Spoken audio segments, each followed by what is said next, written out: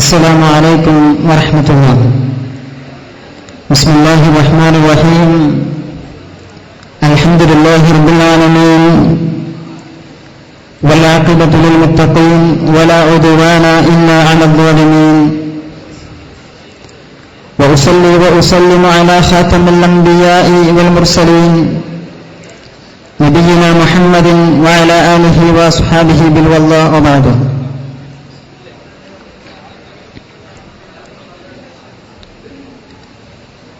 പതിനേഴാമത് Profcon professional വിദ്യാർത്ഥി ദേശീയ സമ്മേളനത്തിന് സാക്ഷ്യം വഹിക്കാൻ ഇവിടെ എത്തിച്ചേർന്നിട്ടുള്ള പ്രമുഖ വ്യക്തിത്വങ്ങളെ, വിദ്യാർത്ഥികളെ, വിദ്യാർത്ഥിനികളെ, സുഹൃത്തുക്കളെ, സഹപ്രവർത്തകരെ,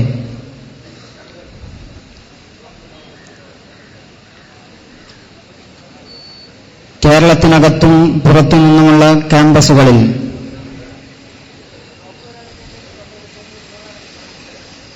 പ്രോഫ്കോണും പ്രോഫ്കോണിന്റെ അനുബന്ധ പ്രവർത്തനങ്ങളും ചെലുത്തിയിട്ടുള്ള സ്വാധീനങ്ങളും അതിന്റെ പരിവർത്തനങ്ങളും പ്രൊഫഷണൽ വിദ്യാർത്ഥികൾക്ക് പ്രത്യേകിച്ച് പറഞ്ഞുകൊടുക്കാതെ തന്നെ വളരെ കൃത്യമായി അറിയുന്നതാണ്. മുജാഹിദ് പ്രസ്ഥാനത്തിന്റെ വിദ്യാർത്ഥി ഘടകം കഴിഞ്ഞ 16 വർഷമായി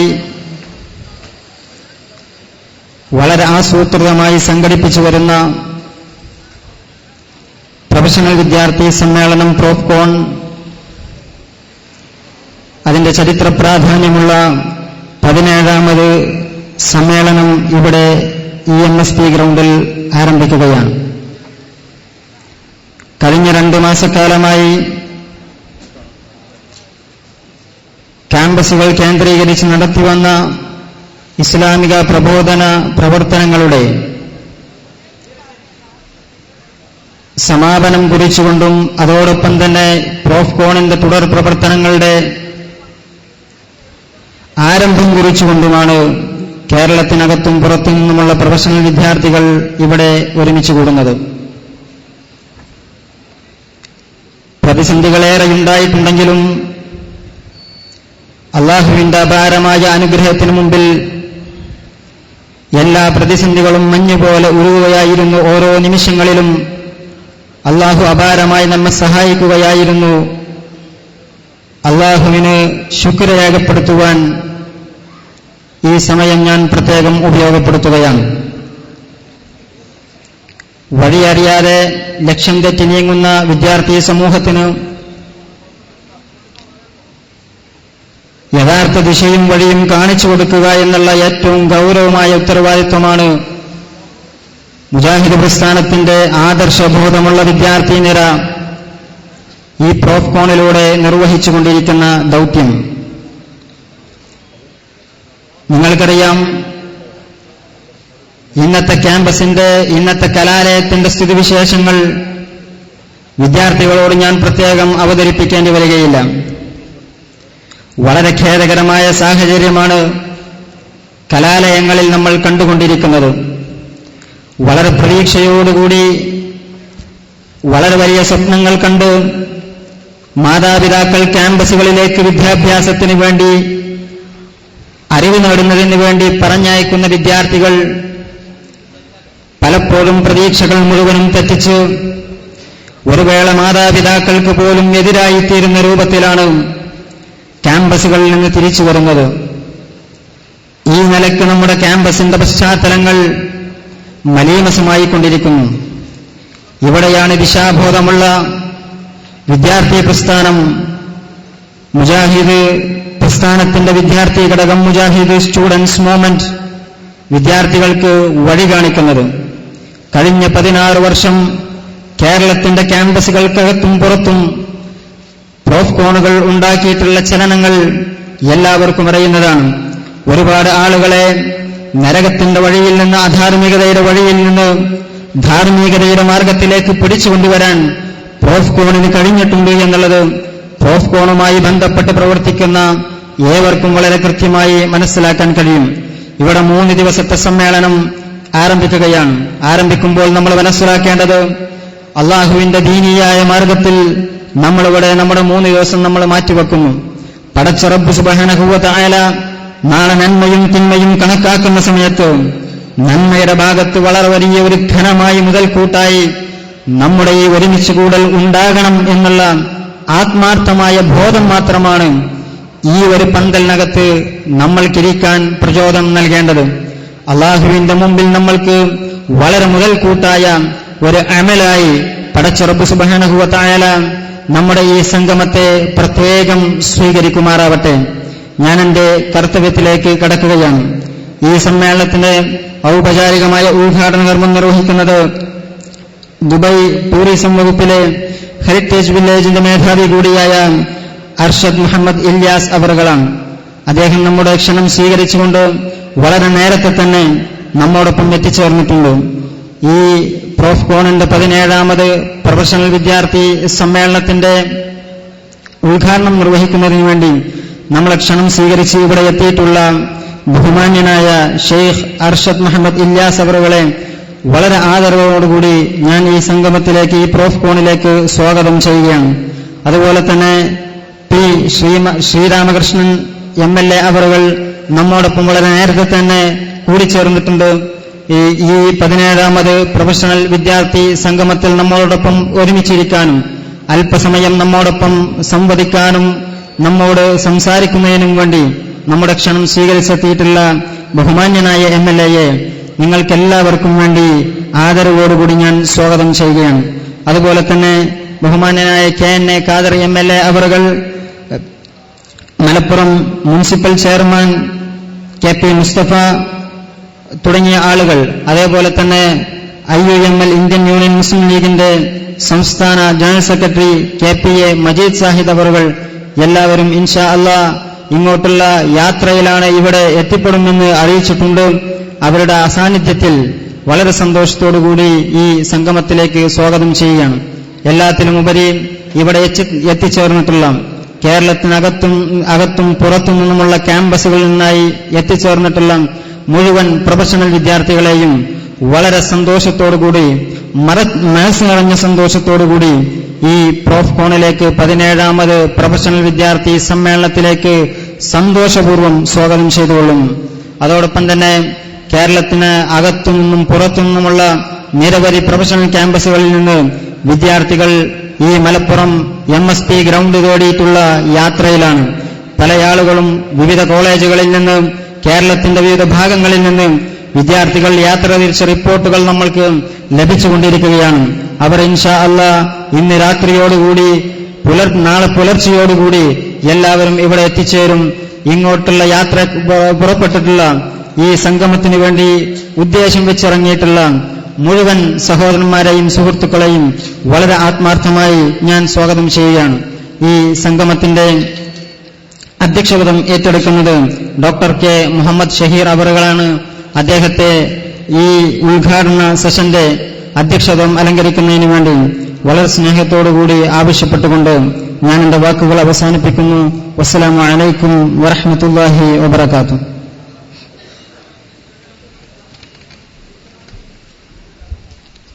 അസ്സലാമു അലൈക്കും വറഹ്മത്തുള്ളാഹി. അൽഹംദുലില്ലാഹി റബ്ബിൽ ആലമീൻ. അസ്സലാത്തു വസ്സലാമു അലാ റസൂലിൽ അമീൻ വഅലാ ആലിഹി വഅസ്ഹാബിഹി അജ്മഈൻ. സ്റ്റേജിലും സദസ്സിലുമുള്ള വിശിഷ്ട വ്യക്തിത്വങ്ങളെ, ബഹുമാനപ്പെട്ട MLA ശ്രീരാമകൃഷ്ണൻ അവർകളെ, കേരളത്തിലെ വിവിധ ക്യാമ്പസുകളിൽ നിന്നും 3 ദിവസത്തെ പ്രൊഫഷണൽ വിദ്യാർത്ഥി സമ്മേളനത്തിൽ പങ്കെടുക്കുന്നതിന് ഇവിടെ എത്തിച്ചേർന്ന വിദ്യാർത്ഥിനികളെ, ഈ പ്രൊഫഷണൽ വിദ്യാർത്ഥി സമ്മേളനത്തിന്റെ ഔപചാരികമായ ഉദ്ഘാടന കർമ്മത്തിലാണ്, സെഷനിലാണ് നമ്മളുള്ളത്. നമ്മുടെ ചീഫ് ഗസ്റ്റ് ദുബായ് ടൂറിസം വകുപ്പിലെ ഹെറിറ്റേജ് മേധാവി ഷെയ്ഖ് അർഷദ് ഏതാനും നിമിഷങ്ങൾക്കും ഇവിടെ എത്തിച്ചേരുന്നതാണ്. ഈ ഉദ്ഘാടന സെഷനിൽ നമ്മോട് സംബന്ധിക്കുന്നതിന് വേണ്ടി ഇവിടെ എത്തിച്ചേർന്ന വളരെ തിരക്ക് പിടിച്ച രാഷ്ട്രീയ രംഗത്ത് അറിയപ്പെടുന്ന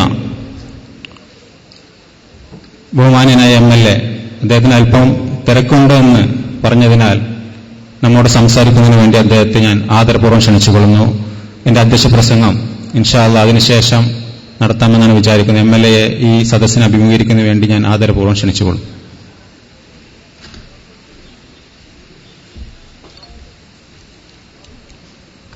വേദിയിലുള്ള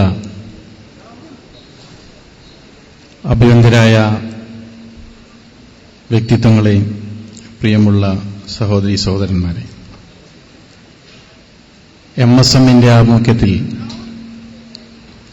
നാഷണൽ പ്രൊഫഷണൽ കോൺഫറൻസ് എന്ന സതുദ്ദേശപരമായ സമ്മേളനത്തിൽ പങ്കെടുക്കാനും നിങ്ങളോട് 2 വാക്ക് സംസാരിക്കാനും അവസരം നൽകിയതിൽ ഞാൻ ആദ്യമായി ഇതിന്റെ ഭാരവാഹികളോട് നന്ദി രേഖപ്പെടുന്നു. എന്നോട് രാജ്യത്തിന്റെ വിവിധ മേഖലകളിൽ നിന്നുള്ള പ്രൊഫഷണൽ വിദ്യാർത്ഥികളെല്ലാം ഇവിടെ എത്തിച്ചേർന്നിട്ടുണ്ട് എന്ന് പറയുകയുണ്ടായി. അവർക്കൊരു പക്ഷേ നമ്മൾ മലയാളത്തിൽ സംസാരിക്കുന്നത് മനസ്സിലാക്കാൻ സാധിക്കുകയില്ല. നിങ്ങൾക്കതിന് എന്താണ് അതിന്റെ ഓപ്പറേഷൻ എന്ന് എനിക്കറിയില്ല. ട്രാൻസ്ലേഷന്റെ സംവിധാനം ഉണ്ടാകുമെന്നാണ് ഞാൻ കരുതുന്നത്. At the very outset I would like to greet you all, those who are gathered here to have a national professional conference under the auspices of MSM. Let me have my talk in Malayalam because majority of the gathering can follow Malayalam. That's why when we are upholding a democratic value, it is better to have a speak in Malayalam. ഞാൻ കൂടുതലൊന്നും ദീർഘമായി സംസാരിക്കുന്നില്ല. Professional വിദ്യാഭ്യാസം മാത്രമല്ല, വിദ്യാഭ്യാസ മണ്ഡലം തന്നെ അവിശ്വസനീയമായ വെല്ലുവിളികൾ നേരിടുന്ന ഒരു സാഹചര്യത്തിലാണ് നമ്മൾ നിൽക്കുന്നത്. വിദ്യാഭ്യാസം എന്നാൽ കേവലം വിവരങ്ങളുടെ വിതരണം മാത്രമാണോ, അതോ അതിനപ്പുറത്ത് വല്ല ലക്ഷ്യങ്ങളും വിദ്യാഭ്യാസ പ്രക്രിയയ്ക്കുണ്ടോ എന്നതൊരു പ്രധാനപ്പെട്ട പ്രശ്നമാണ്. ആധുനിക ലോകം കമ്പോളത്തെ കേന്ദ്രീകരിച്ചുകൊണ്ട് വളർത്തിയെടുത്ത മുതലാളിത്തം വളരെ കൃത്യമായി പറയുന്നത് മറ്റെല്ലാ ചരക്കുകളെയും പോലെയുള്ള ഒരു കേവലമായ ചരക്ക് മാത്രമാണ് വിദ്യാഭ്യാസം.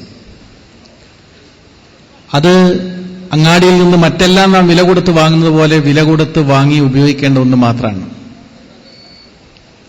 എന്ന് പ്രഖ്യാപിക്കുന്നില്ലെങ്കിലും പ്രവർത്തികളിലൂടെ അതാണ് നമ്മോട് പറഞ്ഞുകൊണ്ടിരിക്കുന്നത്. അങ്ങനെ സംഭവിക്കുമ്പോൾ വിദ്യാഭ്യാസത്തിന് ചോർന്നു പോകുന്നത് അതിന്റെ മൗലികതയും അതിന്റെ സർഗാത്മകതയും അതിന്റെ സ്നേഹസുരഭിലമായ കാര്യങ്ങളുമാണ്. ഞാനിത് പറയാൻ കാരണം, നമുക്കിന്ന് വിവരങ്ങൾ ലഭിക്കുവാൻ യഥാർത്ഥത്തിൽ വല്ല ബുദ്ധിമുട്ടുണ്ടോ? നമ്മുടെ വിരൽത്തുമ്പിൽ ലോകത്ത് ലഭ്യമായ എല്ലാ വിവരങ്ങളും എത്തിച്ചു തരാൻ തയ്യാറുള്ള ഇന്റർനെറ്റിന്റെ ലോകം ഇന്ന് തുറന്നിട്ടുണ്ട്. നിങ്ങൾക്കറിയാവുന്നതും നിങ്ങൾക്ക് തപ്പിയെടുക്കാവുന്നതുമായ വിവരങ്ങളുടെ ലോകം ഇന്ന് അനന്തമാണ്. നമ്മൾ ഗൂഗിളിലൊന്ന് പോയി സെർച്ച് ചെയ്യുമ്പോഴേക്ക് നമുക്ക് ഏത് വിവരങ്ങളും അത് ലഭ്യമാകും.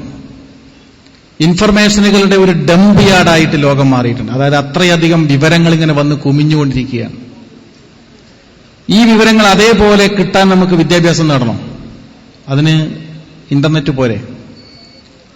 ഇൻഫർമേഷൻ ടെക്നോളജിയുടെ സാധ്യത വളർന്ന് ന്യൂയോർക്കിലിരിക്കുന്ന കുട്ടികൾക്ക് എറണാകുളത്തിരുന്ന് ട്യൂഷൻ കൊടുത്തിട്ട് 25,000 രൂപ ശമ്പളം വാങ്ങുന്ന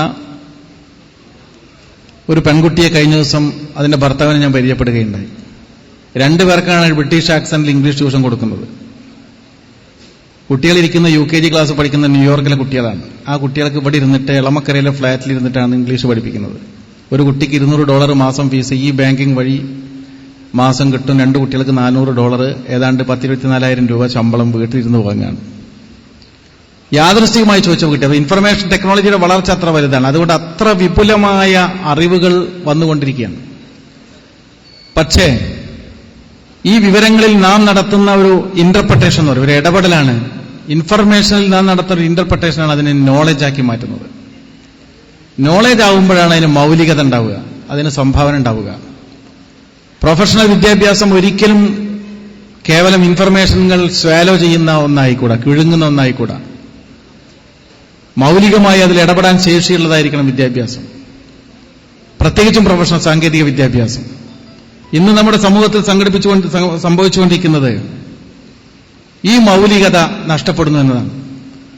അങ്ങനെ സംഭവിക്കുമ്പോൾ ഇതൊരു പ്രത്യേകത, ധാർമ്മികത ഇല്ലാതാകും, മൂല്യങ്ങൾ മനുഷ്യന് നഷ്ടപ്പെടും, സ്നേഹമില്ലാത്തവരാവും, അവർ യന്ത്രങ്ങളെപ്പോലെ എന്തെങ്കിലുമൊക്കെ വായി കുത്തി നിറച്ചിക്കുന്ന ഒരു ടീമായിട്ട് മാറും. ഞാൻ കഴിഞ്ഞ 3 മാസം മുമ്പ് ഒരു സർവകലാശാലയുടെ കോൺവക്കേഷനിൽ പങ്കെടുത്തപ്പോൾ അവിടുത്തെ വൈസ് ചാൻസലർ പറഞ്ഞ ഒരു വാചകം എനിക്ക് വലിയ ശ്രദ്ധേയമായിട്ട് തോന്നി. അദ്ദേഹം പറഞ്ഞു, നമുക്ക് ധാരാളം അക്കാഡമിക് ബിരുദധാരികളുടെ എണ്ണം ഇപ്പോൾ വർദ്ധിച്ചിട്ടുണ്ട്.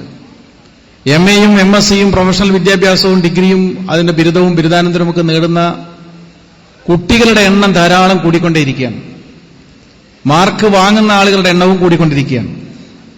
അക്കാഡമിക് കരിയറുള്ള ആളുകളുടെ എണ്ണവും കൂടിക്കൊണ്ടിരിക്കുകയാണ്. പക്ഷേ അവരുടെ മൗലികമായ സംഭാവനകൾ പഴയതുപോലെ ലഭ്യമാകുന്നില്ല. അതിന് അദ്ദേഹം പറഞ്ഞൊരു കാരണം ഡീപൊളിറ്റിക്കലൈസേഷൻ ഓഫ് എഡ്യൂക്കേഷൻ എന്നാണ്. വിദ്യാഭ്യാസത്തിന്റെ അരാഷ്ട്രീയവൽക്കരണം. രാഷ്ട്രീയം എന്ന വാക്ക് ഒരു രാഷ്ട്രീയക്കാരൻ പറയുമ്പോൾ നിങ്ങളിൽ ചിലപ്പോൾ തെറ്റിദ്ധരിക്കാം, ഇതൊരു രാഷ്ട്രീയ പാർട്ടിയുടെ ഭാഗമായിട്ട് ചേരണം എന്നുള്ള അർത്ഥത്തിലാണോ പറയുന്നത്. അങ്ങനെയല്ല. രാഷ്ട്രീയം രാഷ്ട്ര സംബന്ധമായ, സമൂഹത്തെ സംബന്ധിച്ചുള്ള, മനുഷ്യ സ്നേഹത്തെ സംബന്ധിച്ചുള്ള എല്ലാം ഉൾക്കൊള്ളുന്ന സമഗ്രമായ ഒന്നാണ് രാഷ്ട്രീയം. അത് അപ്രത്യക്ഷമാകുമ്പോൾ എന്താ സംഭവിക്കുന്നത്? താൻ പഠിക്കുന്ന കാര്യങ്ങളെക്കുറിച്ച് യാന്ത്രികമായിട്ടാണ് കുട്ടി മനസ്സിലാക്കുക. അദ്ദേഹം അതിന് പറഞ്ഞ ഉദാഹരണം, MSc ഫിസിക്സ് ഊർജ്ജതന്ത്രം പഠിക്കുന്ന കുട്ടി ഊർജ്ജതന്ത്രത്തിന്റെ പ്രാഥമിക പാഠങ്ങൾ മനസ്സിലാക്കുന്നില്ല, പക്ഷെ അതിൽ PhD എടുക്കുന്നുണ്ട്. താൻ പഠിച്ച സബ്ജക്റ്റും അതിന്റെ PhDയും ആ കുട്ടിക്ക് പറയാനറിയാം, ഊർജ്ജതന്ത്രത്തിന്റെ അപ്പുറം അറിയില്ല. ചരിത്രം പറയുന്ന കുട്ടിക്ക് ആ ചരിത്രം തന്റെ നാടിനെ എങ്ങനെ ബന്ധപ്പെടുത്തുന്നു, തന്റെ നാടിന്റെ ജീവിതവുമായിട്ട് അതെങ്ങനെ ബന്ധപ്പെടുന്നു എന്ന് പറയാൻ ആ കുട്ടിക്ക് കഴിയുന്നില്ല.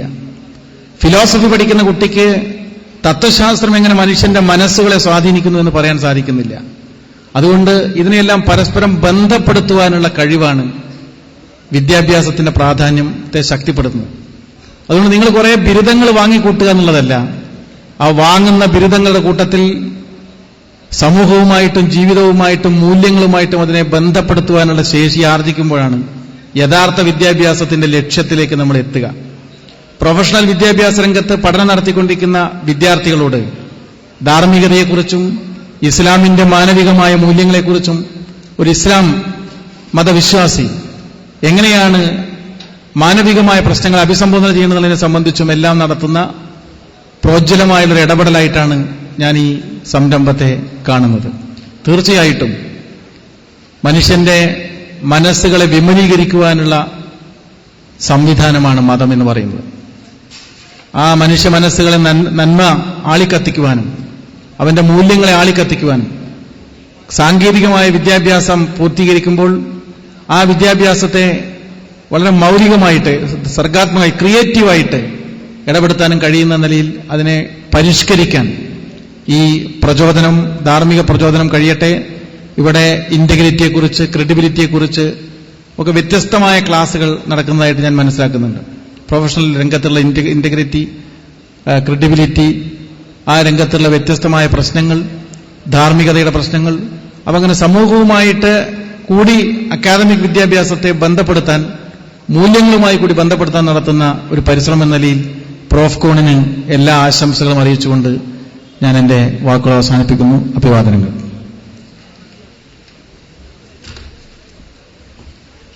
Thank you, sir, for addressing the gathering.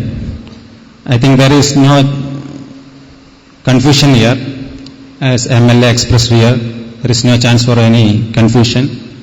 The organizers already arranged different programs for all the students who is going to attend the 3 days conference from the various states of our country. This is the main venue. Almost all the programs going to conduct in the main venues in both English and Malayalam. And there is 2 other venues we already arranged. Near to this venue there is one hotel. In that hotel there is 2 other venues, venue 2 and venue 3. In that venues we are arranged exclusively for out-of-state students and including Deva workshop also.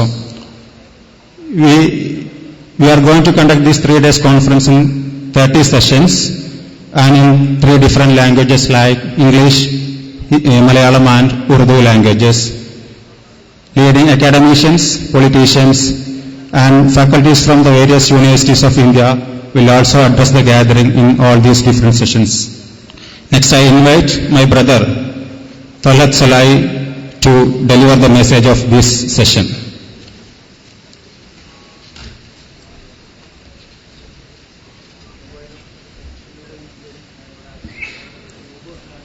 Assalamu alaikum wa rahmatullahi wa barakatuh. Alhamdulillah, assalatu wassalamu ala rasulillah wa ala alihi wa sahbihi ajma'in. ബഹുമാന്യരായ വേദിയിലിരിക്കുന്ന വ്യക്തിത്വങ്ങളെ, പ്രിയമുള്ള സഹോദരങ്ങളെ, വിവിധ ക്യാമ്പസുകളിൽ നിന്ന് എത്തിച്ചേർന്നിട്ടുള്ള വിദ്യാർത്ഥിനികളെ, ഇവിടെ സൂചിപ്പിക്കപ്പെട്ടതുപോലെ Profcon 17ാമത് professional students conference ഇവിടെ ആരംഭിക്കുകയാണ്. ഇത്തരം സംഗമങ്ങൾ എന്തിനു വേണ്ടിയാണ് സംഘടിപ്പിക്കുന്നത് എന്നത് അറിയുന്ന ആളുകളാണ് നമ്മൾ ഓരോരുത്തരും. ഉത്ബോധനങ്ങളും ഉപദേശങ്ങളും സമൂഹത്തിൽ ഉണ്ടാക്കി തീർക്കുന്ന സ്വാധീനം ചില്ലറയൊന്നുമല്ല. നാളിതുവരെയുള്ള ചരിത്രം പരിശോധിക്കുമ്പോൾ ഏതൊരു സമൂഹത്തിന്റെയും ഗതിവിഗതികളെ നിയന്ത്രിച്ചത് അവർക്ക് മുന്നോട്ടുള്ള വഴി വെട്ടിത്തെളിയിച്ചത്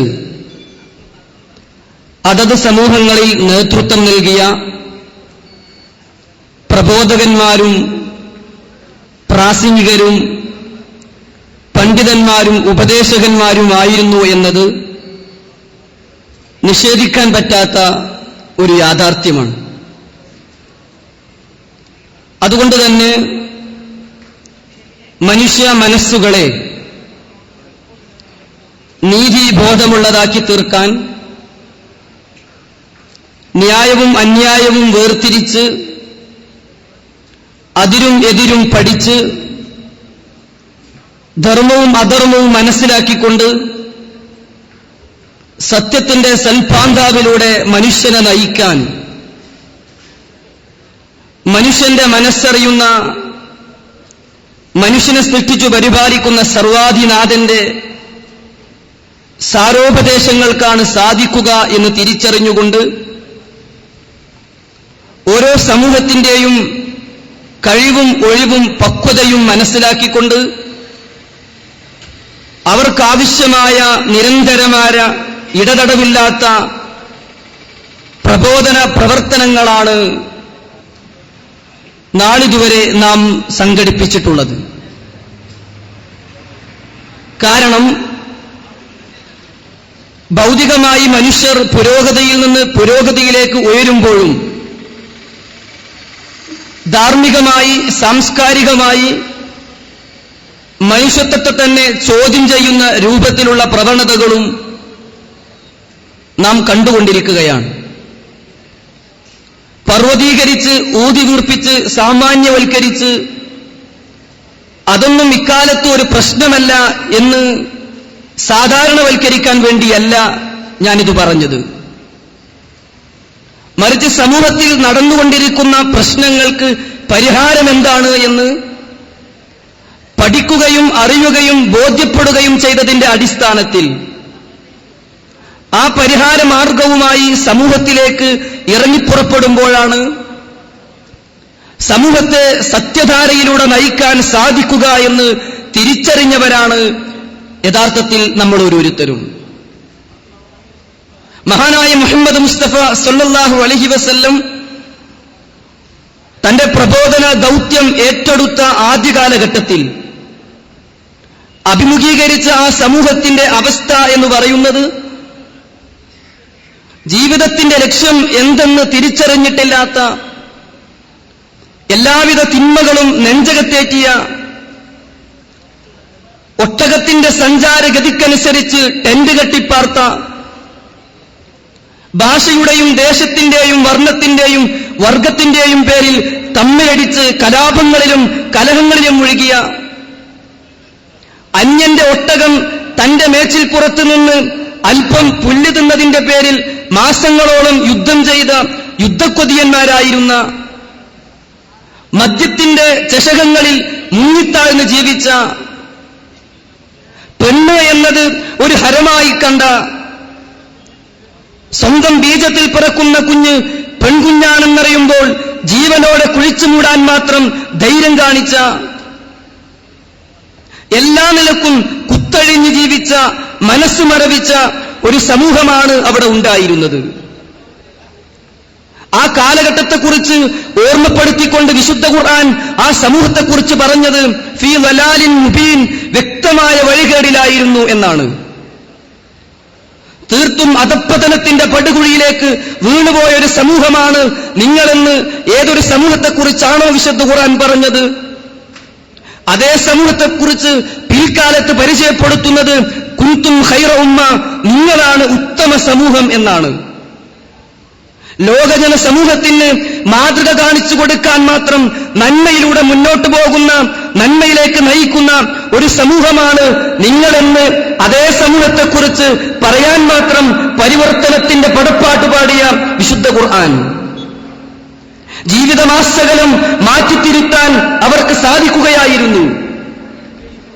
ജീവിതത്തിന്റെ ലക്ഷ്യം എന്തെന്ന് അവർ തിരിച്ചറിഞ്ഞപ്പോൾ, മരണമുണ്ടെന്ന ബോധം അവരുടെ മനസ്സിന്റെ അഗാധതലങ്ങളിൽ കൊളുത്തിയിടാൻ അവർക്ക് സാധിച്ചപ്പോൾ, മരണാനന്തരം ഒരു ജീവിതമുണ്ട് എന്നവർ തിരിച്ചറിഞ്ഞപ്പോൾ, ആ മരണാനന്തര ജീവിതത്തിലെ വിജയപരാജയങ്ങളെ തീരുമാനിക്കുന്നത് ഭൗതിക ലോകത്തെ തങ്ങളുടെ വിശ്വാസങ്ങളും കർമ്മങ്ങളും ആചാരങ്ങളും അനുഷ്ഠാനങ്ങളും സ്വഭാവ സമീപനങ്ങളും ഇടപെടലുകളുമാണ് എന്നവർ തിരിച്ചറിഞ്ഞപ്പോൾ, ജീവിതത്തിന്റെ ദിശ നിർണയിക്കാൻ അവർക്ക് സാധിച്ചു എന്നാണ് ചരിത്രത്തിലൂടെ നമുക്ക് മനസ്സിലാക്കാൻ സാധിക്കുന്നത്. അതുകൊണ്ട് തന്നെ ആ സമൂഹത്തെ അധപ്പതനത്തിൽ നിന്ന് സത്യത്തിന്റെ വെളിച്ചത്തിലേക്ക് കൈപിടിച്ചുയർത്താൻ മുഹമ്മദ് മുസ്തഫ സല്ലല്ലാഹു അലൈഹി വസല്ലമയിലൂടെ സർവാധിനാഥൻ അവതരിപ്പിച്ച വിശുദ്ധ ഖുർആനും, ആ വിശുദ്ധ ഖുർആനിന്റെ പ്രായോഗിക വിശദീകരണമായ പ്രവാചകൻ സല്ലല്ലാഹു അലൈഹി വസല്ലമയുടെ ജീവിത രീതികളടങ്ങുന്ന പ്രവാചകചര്യയും, പ്രവാചകൻ സല്ലല്ലാഹു അലൈഹി വസല്ലമയിൽ നിന്ന് നേരിട്ട് ദീൻ പഠിച്ച സ്വഹാബത്ത് മനസ്സിലാക്കിയ അതേ രൂപത്തിൽ മനസ്സിലാക്കി കൊടുക്കുക എന്ന ഉത്തരവാദിത്വം ഈ സമൂഹത്തിൽ നിർവഹിച്ചപ്പോൾ എന്തെന്നില്ലാത്ത മാറ്റങ്ങൾക്ക് തിരികൊളുത്താൻ നമുക്ക് സാധിച്ചിട്ടുണ്ട് എന്ന് നാം തിരിച്ചറിഞ്ഞിട്ടുണ്ട്. എത്രയോ മാറ്റങ്ങൾക്ക് ഈ സമൂഹത്തിൽ നാം സമൂഹത്തെ വിധേയമാക്കാൻ സഹോദരങ്ങളെ നമ്മൾക്ക് സാധിച്ചിട്ടുണ്ട്. ഞാൻ സുദീർഘമായി സംസാരിക്കുകയല്ല, അതിനു പറ്റിയ സമയവും സന്ദർഭവുമല്ല. ഇൻഷാ അല്ലാഹ് ഇന്നു മുതൽ ആരംഭിക്കുന്ന ഈ പ്രോഫ്കോണിൽ വരാനിരിക്കുന്ന ക്ലാസുകൾ, ഇവിടെ നടക്കുന്ന ചർച്ചകൾ, ഇവിടെ നടക്കുന്ന ചോദ്യോത്തരങ്ങൾ പൂർണ്ണമായും ശ്രദ്ധിക്കുകയും അതെന്റെ ജീവിതത്തിൽ മാറ്റങ്ങൾക്ക് എന്റെ ജീവിതം വിധേയമാകാൻ കൂട്ടിച്ചേർക്കലുകൾക്കും വെട്ടിച്ചുരുക്കലുകൾക്കും തിരുത്തലുകൾക്കും എന്റെ ജീവിതത്തെ ഞാൻ വിധേയമാക്കേണ്ടതുണ്ട് എന്ന് തിരിച്ചറിയാനുള്ള ഉണർത്തുപാട്ടായി മാറണമെന്നാണ് ഞാൻ പറഞ്ഞതിന്റെ ചുരുക്കം. കഴിഞ്ഞ പ്രോഫ്കോണുകളുടെ ചരിത്രം പരിശോധിക്കുമ്പോൾ ആ നിലക്ക് മാറ്റങ്ങൾ നമുക്ക് കാണാൻ സാധിക്കും.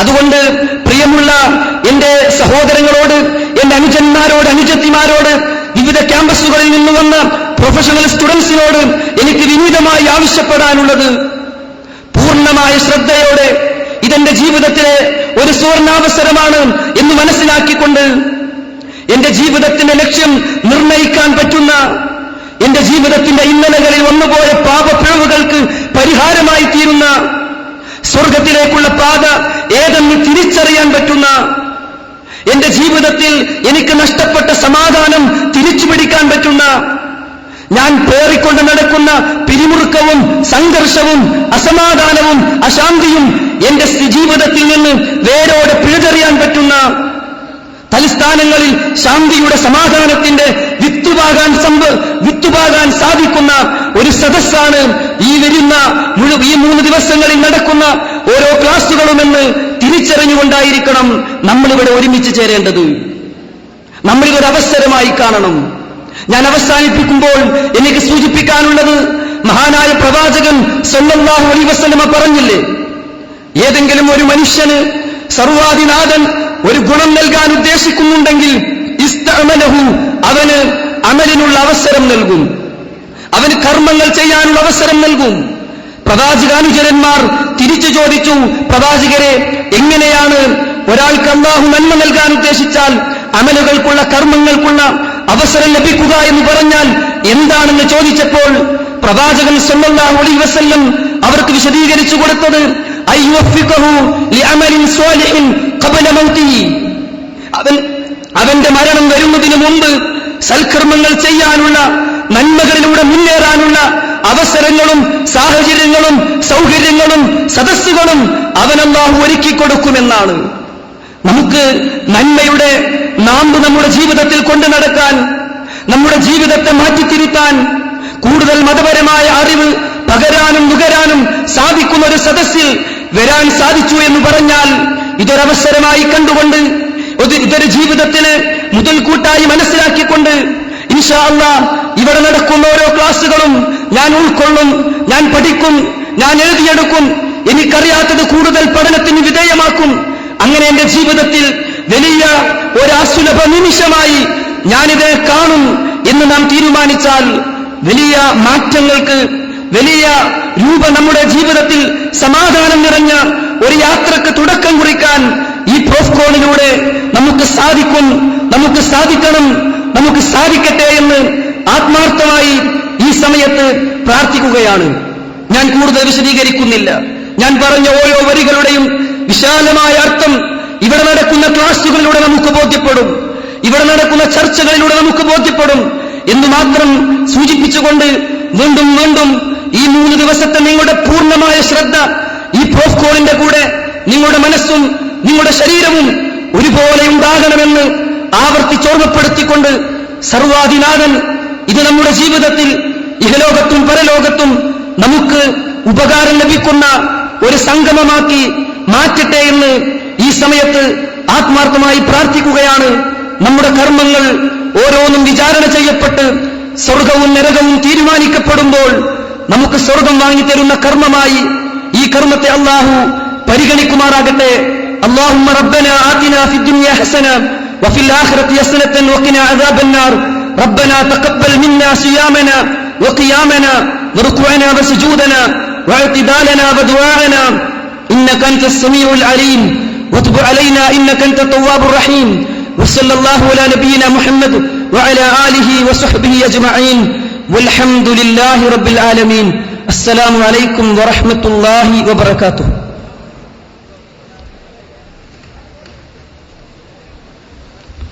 Thank you, Talha, for delivering such a informative speeches.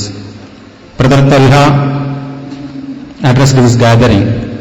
He expressed the importance of the session. Why we are sitting here, what is the relevance regarding this conference. Sometimes this conference may be the turning point of your life. We are expecting such a feedback from after this conference. Our chief guest, Brother Sheikh Arshad Ilyas, is already reached here from Dubai. He is the Director of Heritage Department of Tourism of Government of Dubai. Next I invite DCC President Muhammad Kuni sir to address the gathering.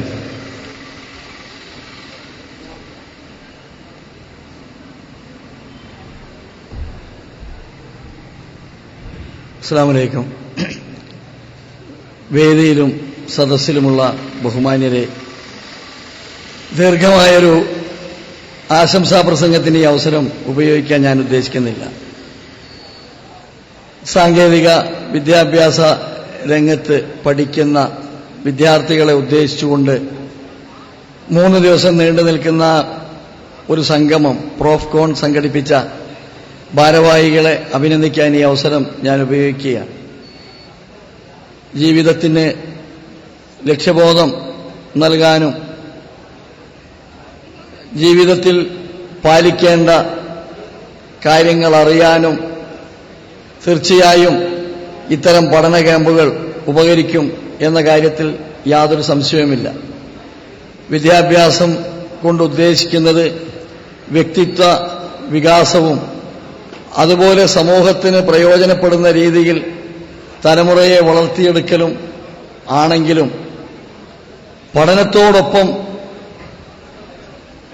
ധാർമ്മിക മൂല്യങ്ങൾ ഉയർത്തിപ്പിടിച്ച് മുന്നോട്ടു പോകാൻ കഴിയാത്തതിന്റെ ദുരന്തം സമൂഹം അനുഭവിച്ചുകൊണ്ടിരിക്കുന്നു. പൊതുവെ അനുഭവപ്പെടുന്ന ധാർമ്മിക ച്യുതി വളർന്നുവരുന്ന സമൂഹത്തിൽ വിദ്യാഭ്യാസപരമായി വളരെയേറെ മുന്നിൽ നിൽക്കുന്ന കേരളത്തിൽ പ്രത്യേകിച്ച് പത്രവാർത്തകൾ വായിക്കുമ്പോൾ നമ്മുടെ ഇടയിൽ സദാചാരബോധവും നീതിബോധവും ധാർമ്മികതയുമൊക്കെ നഷ്ടപ്പെട്ടുകൊണ്ടിരിക്കുന്നു എന്ന ദുഃഖകരമായ അവസ്ഥ നിലനിൽക്കുകയാണ്. ഇങ്ങനെയുള്ളൊരു സാഹചര്യത്തിൽ വളർന്നുവരുന്ന തലമുറയ്ക്ക് വിദ്യാസമ്പന്നരായ ആളുകൾക്ക് ലക്ഷ്യബോധമുണ്ടാക്കാനും അതുവഴി അവരിലൂടെ സമൂഹത്തിനൊരു മാറ്റമുണ്ടാക്കാനും സാധിക്കുന്ന ഇത്തരം പഠന ക്യാമ്പുകൾ പ്രയോജനകരമാണ് എന്നാണ് എൻ്റെ അഭിപ്രായം. ഈ ക്യാമ്പിൽ പങ്കെടുക്കുന്ന സ്നേഹിതന്മാർ പരമാവധി ഈ ക്യാമ്പ് പ്രയോജനപ്പെടുത്താനും ഇവിടെ നടക്കുന്ന കാര്യങ്ങൾ അറിയാനും പഠിക്കാനും ചിന്തിക്കാനും അതുവഴി സമൂഹത്തിന് നന്മ ചെയ്യാനും സാധിക്കുന്ന തരത്തിൽ ആയിത്തീരട്ടെ എന്ന് ആശംസിക്കുന്നു. എന്റെ വാക്കുകൾ നിർത്തുന്നു. എല്ലാവർക്കും ഇതിന് ക്ഷണിച്ച ഭാരവാഹികളോട് പ്രത്യേകം നന്ദി രേഖപ്പെടുത്തുന്നു. അസ്സലാമു അലൈക്കും.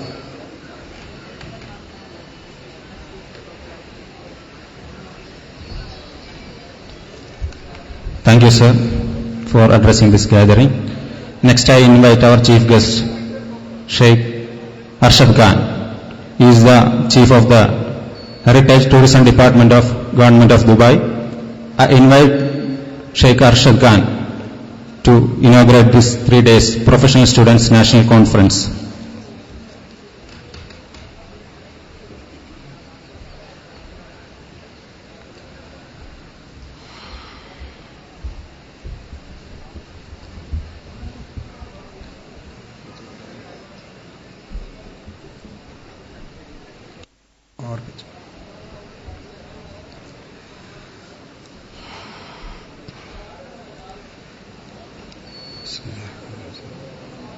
إن الحمد لله نحمده ونستعينه ونستغفره ونعوذ بالله من شرور أنفسنا ومن سيئات أعمالنا من يهده الله فلا مضل له ومن يضلله فلا هادي له وأشهد أن لا إله إلا الله وحده لا شريك له وأشهد أن محمدا عبده ورسوله يا أيها الذين آمنوا اتقوا الله حق تقاته ولا تموتن إلا وأنتم مسلمون يا أيها الناس اتقوا ربكم الذي خلقكم من نفس واحدة وخلق منها زوجها وبث منهما رجالا كثيرا ونساء واتقوا الله الذي تساءلون به والأرحام إن الله كان عليكم رقيبا يا أيها الذين آمنوا اتقوا الله وقولوا قولا سديدا يصلح لكم أعمالكم ويغفر لكم ذنوبكم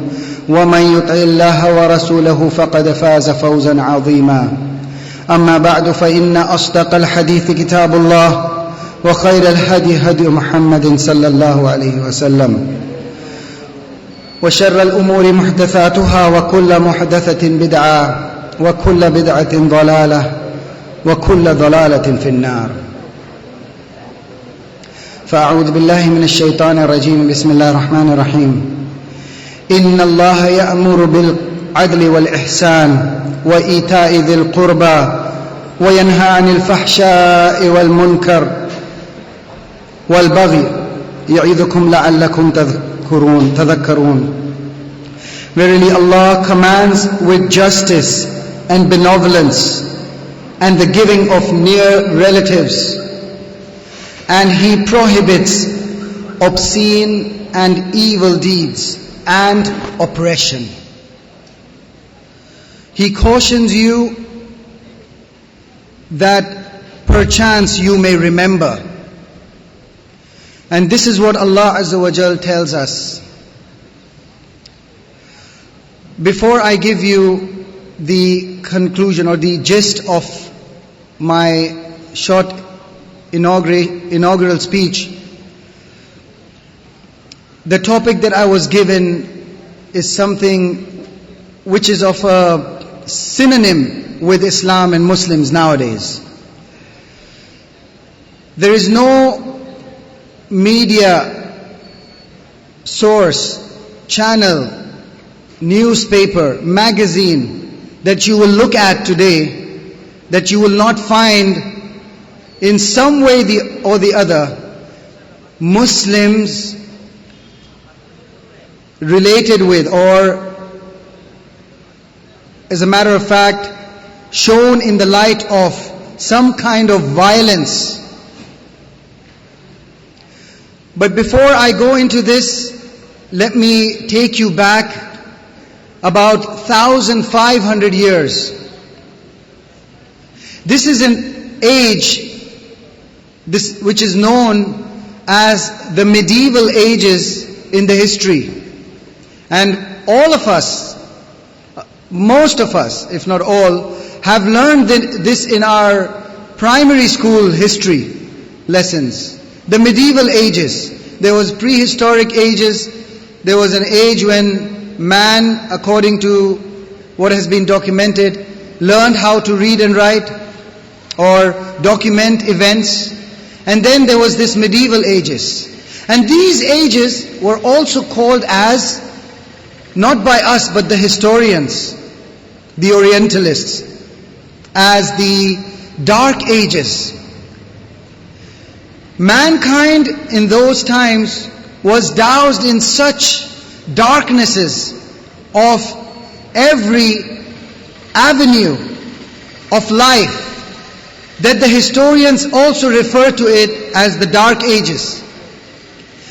Dark in every aspect that you can imagine. When it came to social life, when it came to political life, when it came to personal lives of people. This was a time when most of mankind was in the doldrums and the pits of their lifetime. And this is when Allah Azza wa Jal. So when you know that when mankind, when this has been the sunnah of Allah subhanahu wa ta'ala, when we look back into the teachings of the Quran and the statements of Prophet Muhammad sallallahu alaihi wasallam, we find that whenever a society went into the depths of evils, Allah Azza wa Jal, He sent them prophets and messengers to warn them before any judgment was made upon them. And this was the case when Isa alayhi salam, Jesus Christ, may the peace and blessings of Allah Azza wa Jal be upon him, was sent to Bani Israel. And what did they do? They tried to kill him. And they were miserably unsuccessful. Hundreds of years passed by, we came. And when we go to certain schools of thoughts like Darwinism or evolutionism, we find that they have been propagating that man has been evolving. So when you ask a Darwinist or an evolutionist, he will tell you that human beings have existed for about 40,000 years. 40,000 years, my brothers. So humans have been actually progressing, evolving for the 40,000 years. So when you ask them, 40,000 years, human beings have been progressing, evolving, becoming better and better? If that's the case, how did we land into the medieval ages? A time that has not been known in the written history, worst, if not, the worst, it's at least a really evil, very bad, very not so progressive, I would say. according to the historians. How did we land into the medieval, or like they call the dark ages, after 40,000 years of evolving and progression? So the reality is, it is not because of the intellect or the learning or of the gaining of experience or evolution is why human beings are evolving. It is because Allah Azza wa Jal, from day one, as it is being told to us in the Quran, فَعَلَّمَ آدَمَ الْأَسْمَاءَ كُلَّهَا. It is Allah subhanahu wa ta'ala, the creator of Adam, the first person, who actually taught him from day one, asma'a kullaha. If you propound, if you go and, ponder upon this verse, Allah is telling us He is the one who taught us. He is the one who taught man through pen, through qalam as well. But when we come to almost 40,000 years later, we find that human beings are in the doldrums and darknesses of their history. This is because they went away, not because of the evolution or they were digressing in any way. According to the evolutionists, they are progressing. But they are not progressing. They went away from the teachings of those who were the representatives of the Creator.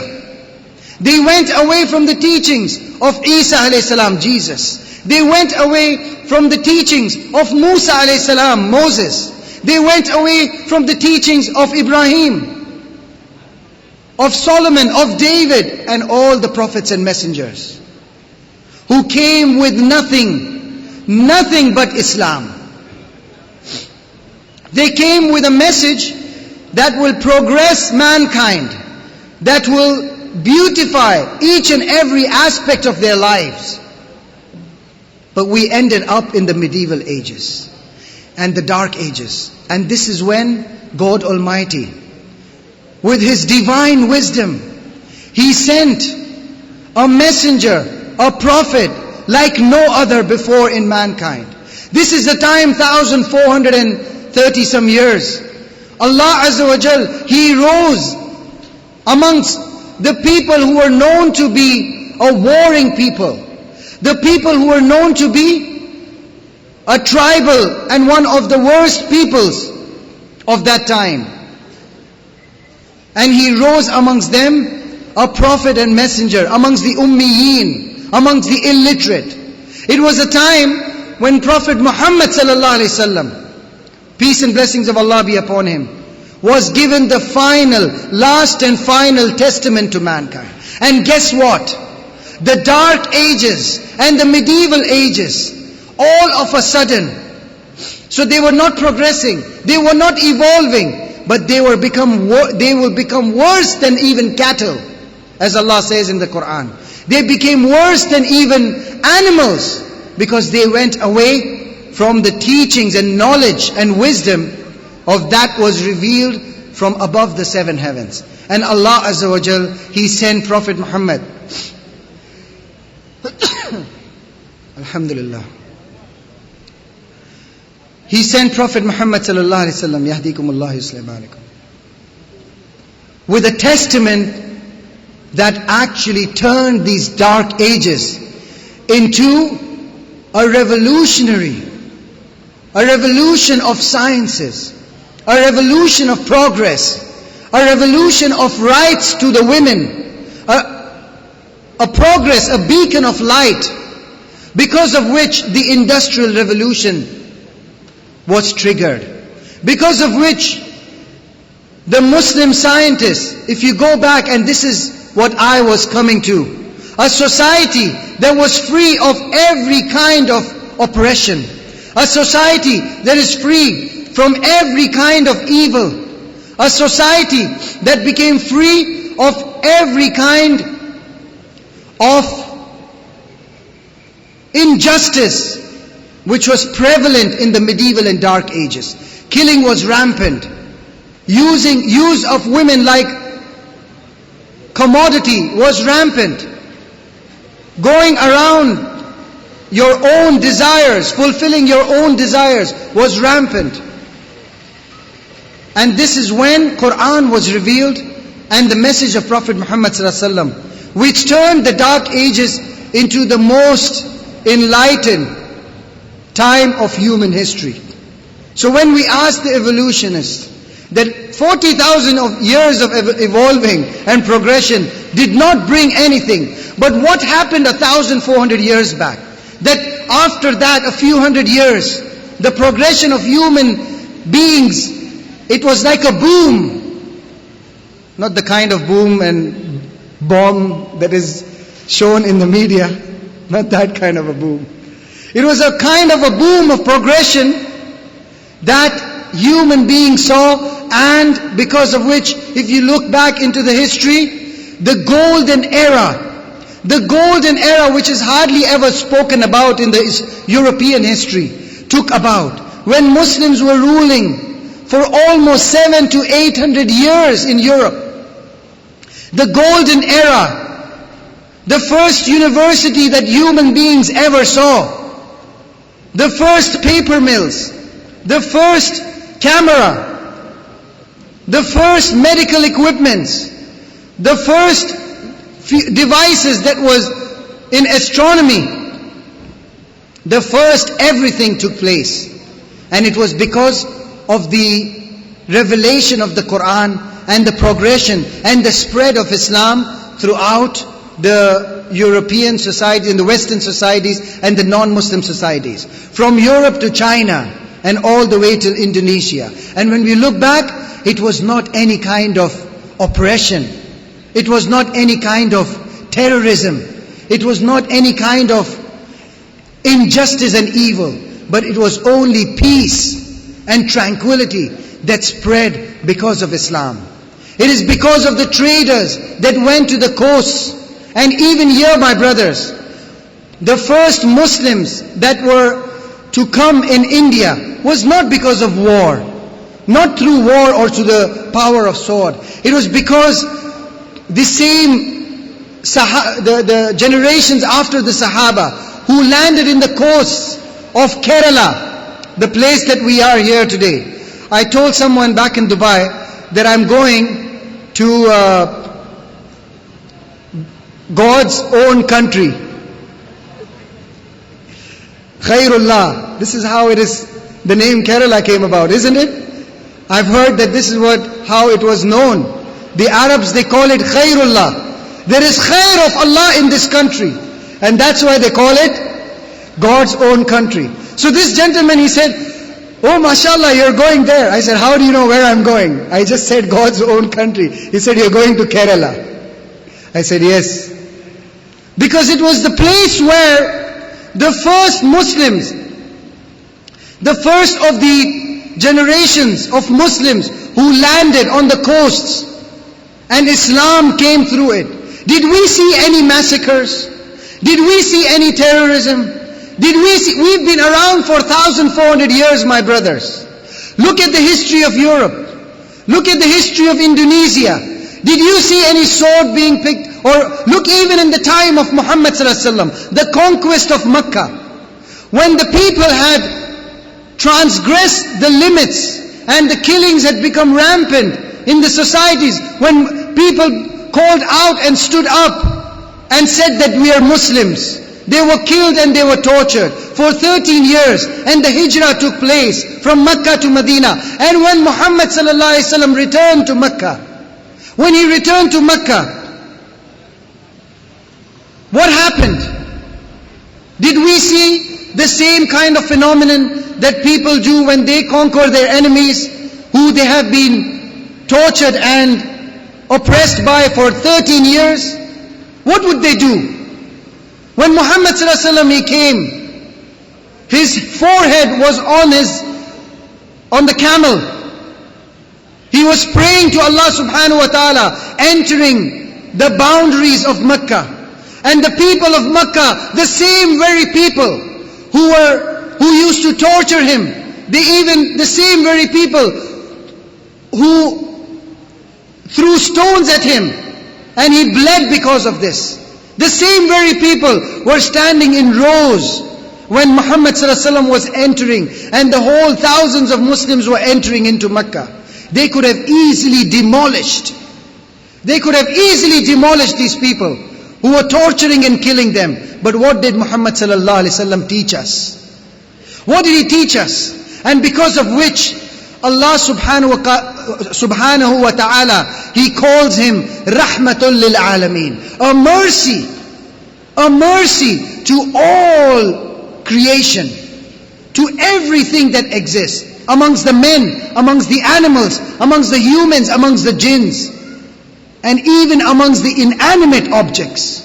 So when he came and they asked him, what are you going to do, O Muhammad sallallahu alaihi wasallam, to us?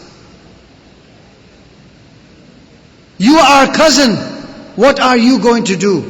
He said, go, I forgive you, I let you free. Go, I forgive you, I let you free. And this is the example and the hikmah and the teachings that Muslims, they emulated for hundreds of years after Islam, after the advent of Islam. The first few revelations, the revelations of the Quran, the first few hundred years of Islam, they emulated this example. And because of this, the peace and tranquility spread around the world. When Islam spread from Mecca and Medina to Baghdad, to Persia, to Faras, when it spread to Northern Africa and the other countries of Africa, when it spread to India and Pakistan, when it spread to Indonesia, when it spread all the way to Spain, the western boundaries, what was the scenario in Muslim countries, and what was the attitude of Muslims? They held on to the Sunnah of Muhammad sallallahu alaihi wasallam. They held on tightly to the teachings of Muhammad sallallahu alaihi wasallam, and they became the beacon, the example of mercy to the people. And this is why in the World War II, when the Jewish people were being persecuted, where do you think they ran to take refuge? Where do you think that the people, when the world war, what world war is this? It was not the world where Muslim countries or Muslim nations were involved, but it was the world of those people who were fighting amongst each other for resource and power and for money. It was their world. And when this was taking place, those who were oppressed amongst the civilians, amongst the innocent people, they ran towards taking shelter into the Muslim nations. Until today, when you go and travel in these nations, in Al-Maghrib, in Algeria, in Tunisia, in Tunis, you will find these communities. For hundreds of years, Jewish and Christian communities living in peace and tranquility amongst the Muslims. Look at India itself, the history of India, and look the lessons that we learned from this. The peace and tranquility that spread with the spread of Islam. And this is my message, my brothers and sisters in Islam. Allah subhanahu wa ta'ala says in the Quran, لَقَدْ أَرْسَلْنَا رُسُلَنَا بِالْبَيِّنَاتِ وَأَنزَلْنَا مَعَهُمُ الْكِتَابِ وَالْمِيزَانِ لِيَقُومَ النَّاسِ بِالْقِسْطِ. We have indeed sent messengers with clear proofs, and we have revealed with them the books and the balance, so that people may abide by justice. Bilqist. We have revealed this to the prophets and messengers so that people may abide by injustice. And this is why we need to emulate and go back into the Muslim history. I work in a place in Dubai, in the Heritage Village, which is a very popular site for visitors from around the world. We have more nationalities coming in there, in Dubai, than any other country in the world, according to the statistics and the survey that was taken by The Economist, a magazine a magazine in UK, The Economist, and many other surveys. The highest number of nationalities living in peace and tranquility in the heart, in the Middle East, in the heart, in the place which has a very negative impression in the Western societies. And when they come in, they see the phenomenon of peace and tranquility. And they don't see what they see in the screens and in the photos in the newspapers. And this is the example even when we see in other Muslim countries and in the history of Islam. And this is what we need to hold back to. We need to go back, my brothers. Some of the people, they come there, they ask me, all right, fine, Muslims were progressing. The first scientists, they were pioneers. They are the ones who taught the non-Muslim societies. They are the ones who taught them the chemistry. They are the ones who taught them